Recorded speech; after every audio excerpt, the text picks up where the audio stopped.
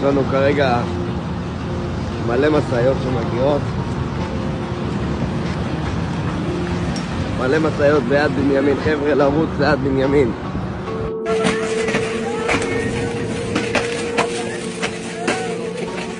הגענו לפה לחסימה, צומת נחושה, לצערנו משאיות עברו, לא הצלחנו למנוע אותם, אבל כל אחד שהגיע לפה הוא גיבור, ואנחנו ביחד מנצחים את האויב, ויש מחר עוד חסימות ועוד חסימות.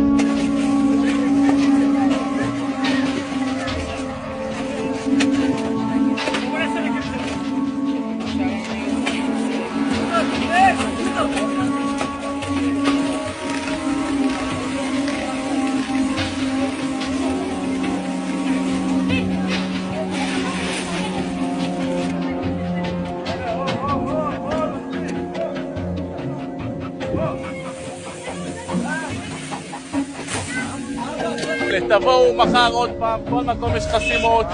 עם ישראל חי, עם ישראל חי. תבואו, תחסמו, תחפשו מקומות, תסתכלו בגוגל, תפנו אליי, אנא ערף.